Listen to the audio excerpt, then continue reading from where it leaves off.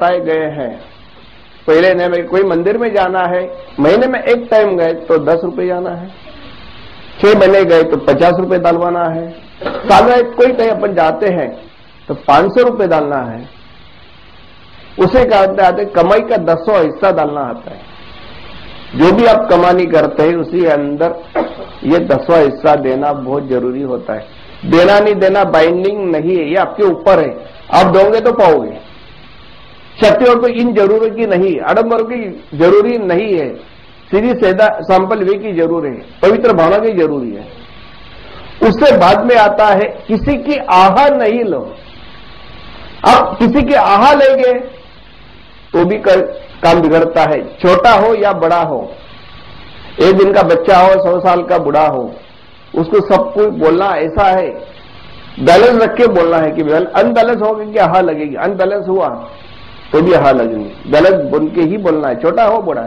घर के अंदर समझो मानो 4-5 भाई हो या कोई एकत्र कुटुंब होता है, सबको बोला जाता है, अहम तो सब में आता है, लेकिन अहम भाव से कोई काम नहीं करे। अहम भाव से काम करेगा आपका कोई भी काम नहीं आएगा, क्योंकि आदमी छोटे से ही बड़ा होता है, बड़े से छोटा नहीं होता है।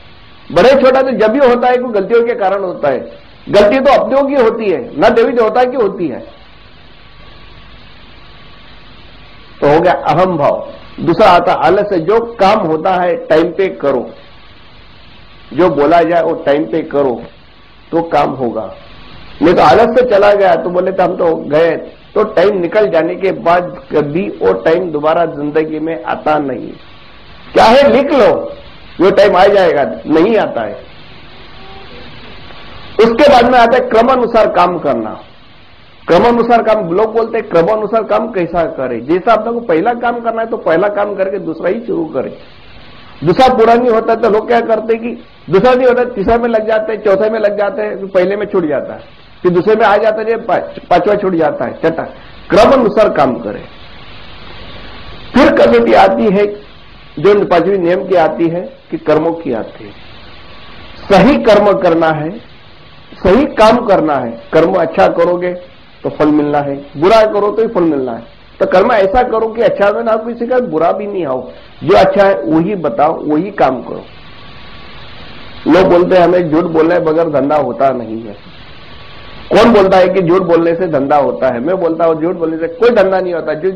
आप झूठ बोलेंगे उतना पा लोगे, लेकिन उतना माइनस भी आगे जाना पड़ता है। 10% इसके अंदर झूठ बोलने के लिए बोला कि ठीक है 1 रुपए की चीज है तो आप 1 रुपया 10 पैसे में बेच सकते। इसका बदलेंगे, उसका 10% नहीं, उसका 25% करे, 60% करे।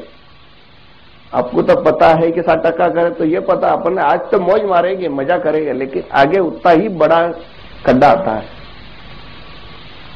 क्यों ना जब से मालूम पड़े, जब से ही ब्रेक लगाया जाए, अपन उसको कंट्रोल करें।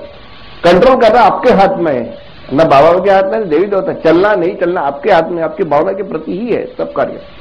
जैसे जैसे आपकी भावना चलेगी वैसे वैसे आपका काम चलेगा। जैसे जैसे आपका भावना डाउन होगी काम भी डाउन होगा। मानो कोई दुकान के आदमी होता है, आप उसको बोलते हो, उसकी मजबूरी है या लाचारी है, वो आपके ऊपर नौकर रहता है। नौकर होने के बावजूद कुछ बोलता है कि प्रोडक्शन में इतना आना चाहिए। कुछ कारण हो सकते हैं कि प्रोडक्शन भाई 5 होना चाहिए, 10 होना चाहिए या नहीं होना चाहिए। आदमी कोशिश करता है लेकिन नहीं आता, तो मालिक उसको बोलता है कि तुमने मेरे को ये चाहिए था, मैंने ये टारगेट दिया था, नहीं होना है। लेकिन आदमी भी ऐसा ही होना चाहिए कि ईमानदार की जो जितना अपन 8 घंटे का बोला है तो 8 घंटे में उतना काम करना ही चाहिए। बल्कि 8 घंटे का काम बोला है तो मालिक लोग 10-10, 15-15 घंटे खिंचा लेते हैं, कमाना ही तो उतनी ही देते। 10 घंटे का बुलाते हैं, 15-15 घंटे काम करने के बावजूद मालिक लोग उसमें बोलते हैं कि तुमने काम पूरा नहीं करा, तुम्हें ये टारगेट दिया था। खाली पीली मालिक लोग उन नौकर के ऊपर गुस्सा करते हैं जो कि अपना काम सही करने जाता है या करवाना लेता है, लेकिन बाद में और होता है तो उसकी आहा अपनों को लगती है। कुछ छोटा हो बड़ा हो, नौकर हो मालिक हो, ना किसी की आहा लेना नहीं, ना किसी को देना नहीं, बैलेंस बनाए रखना है। जब भी वो अपना लेते। उसके बाद में रखता आता है अपने को मृत्यु। याद रखना है मृत्यु की, आपको कभी भी मृत्यु आनी है। कितने अरबों खरबों सब यही रह जाते हैं, साथ में कुछ नहीं आता है। याद वही रखना पड़ता है कि मृत्यु की याद रखो। और मृत्यु के बाद में आता है भगवान की, भगवान में याद रखो। जिंदगी में ये 9 नियम जो कर लेता है, कोई मंदिर मस्जिद या किसी की जिंदगी में कहीं किसी की जाने की जरूरी नहीं है। जो भी करे अच्छा करे, सत्य करे, पवित्र भावना से ही करे, इसी के कारण अपनी जिंदगी आगे बढ़ती है।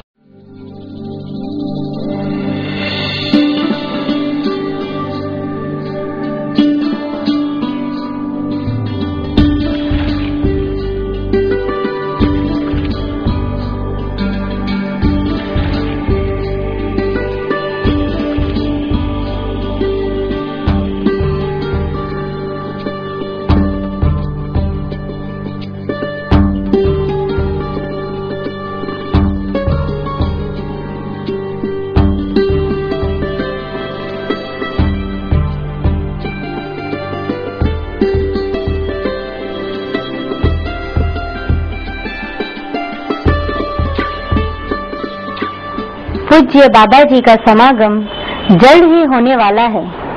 समागम की तारीख आपको वेबसाइट और फोन के द्वारा मिल जाएगी। समागम में आने से पूर्व रजिस्ट्रेशन जरूरी है। रजिस्ट्रेशन के लिए संपर्क करें 0261 225 9970 099 139 10504 093 77 52 8189।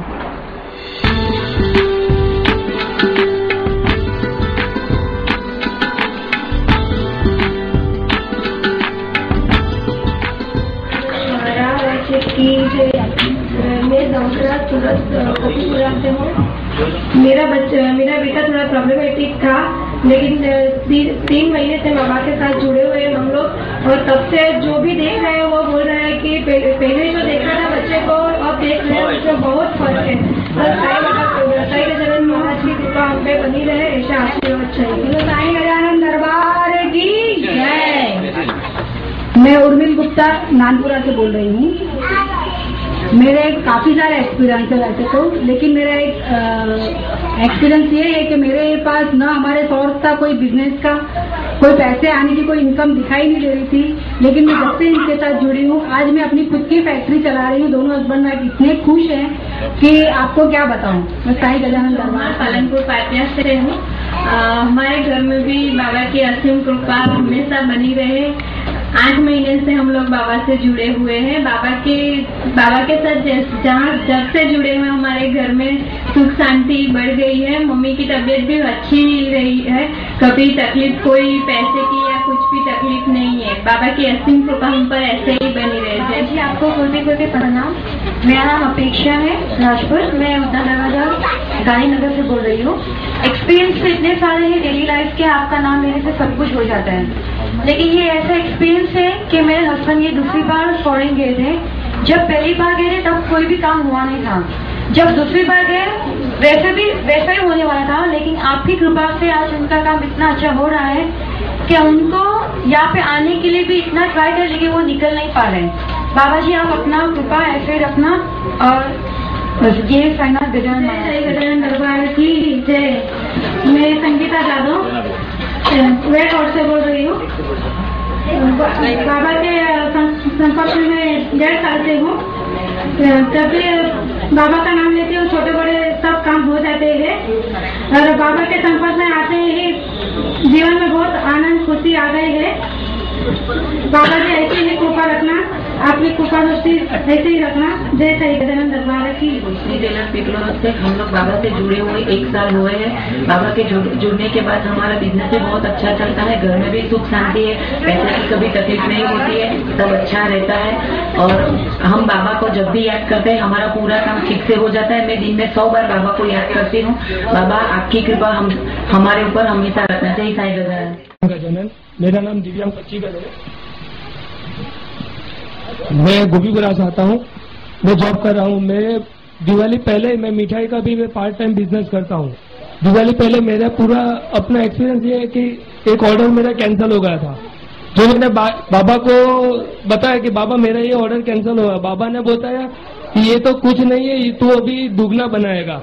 मुझको भी पता नहीं कि जो मेरा दे रहा हूं मैं, तो दूसरे ही दिन वो तो मिठाई चली गई और दूसरे दिन 2 ऑर्डर आ गए। बाबा ने बोला 16 किलो का कैंसिल हुआ है, आप 56 किलो बनाएंगे। सचमुच है, वैसा ही हुआ है।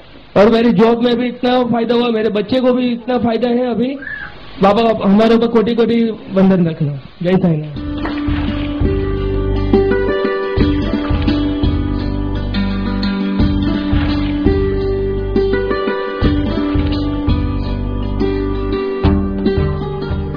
આજે 15 વર્ષથી સફારીમાં છે, સારું થઈ થતું છે। એવું ઘરમાં વ્યક્તિ આવી મેરી વસ્તુ કરી છે, પણ બહુ જગ્યાએ જતો કંઈ ખ્યાલ નહીં થતું છે। इनका हिंदी में बताइए। हिंदी में इनका लड़का बीमार है बहुत सालों से, और उन्होंने बहुत कुछ किया लेकिन उनको अच्छा नहीं होता है। आपका लड़का चलता नहीं है? हाँ, अभी चलता मेरे के ऊपर ही है। हाँ, पलंग बिस्तर पर पड़ा।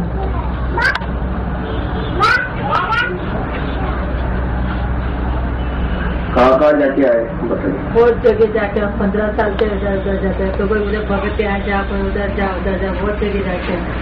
हर तरीके से जाके आए। घर के अंदर तो बहुत यंत्र मंत्र रखे हैं। घर में कचा कची भी बहुत चलती है। हाँ, बहुत चलते हैं। घर में एक दूसरे के झगड़ा होता है, पैसे की बहुत आता है। बराबर है। लेकिन ये करने के बाद तो हो तो जाएगा, लेकिन घर के अंदर के जो तंत्र मंत्र है वो निकालना पड़ेगी। कोई ऐसा कोई है वो ये आता है। सबके यहाँ नाल भी ठोकी है? नाल तो नहीं है। देख लो, खाली गणपति का वो घर के ऊपर लगाया है ना, एक नारियल लगाया है। हाँ, तो ये सब निकालना पड़ेगा। ये निकालने के बाद उनके हाथ से या आपके हाथ से महाराज जी को दूध और पानी चालू करो, आपका काम हो जाएगा। हाँ, तो कौन सा वार है? वार वगैरह कोई नहीं, कोई भी दिन चलता है। कोई भी वो चढ़ा नहीं। दूध और पानी माता जी बिल्कुल। लड़का अच्छा हो जाएगा। कोशिश करो, बता दिया। क्वेश्चन ये है कि अपन सासू माँ को अपनी माँ समझते हैं, पर अपनी सासू माँ ही अपन को बेटी नहीं समझे। तो उसके लिए मतलब मैं ऐसे सोचती हूँ कि मैं दोनों तरफ से सही हो, इक्वल हो। अब आपकी सासू माँ की क्या सेवा करते हैं? वो बाबा ऐसा है कि मैं अलग रहती हूँ, बिल्कुल। अब मेरे से जो बन पड़ता है वो मैं करती हूँ। फिर भी आपकी सासू माँ आपसे बोलती नहीं? फिर भी आपसे मेरे से नहीं बोलते, मतलब जो बोलना चाहिए वो नहीं बोलते। मुझे सेटिस्फेक्शन नहीं है उससे।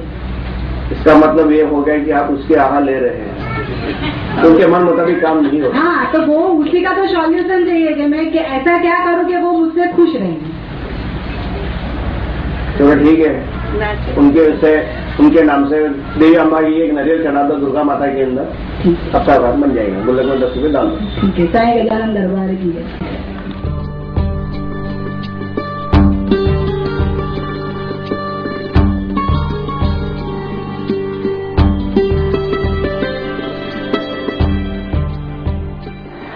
आप अपनी अपॉइंटमेंट फी दसवंत और पूजा के लिए हमारे ICICI बैंक के करंट रोमिंग अकाउंट में पी जादव के नाम से जमा करा सकते हैं।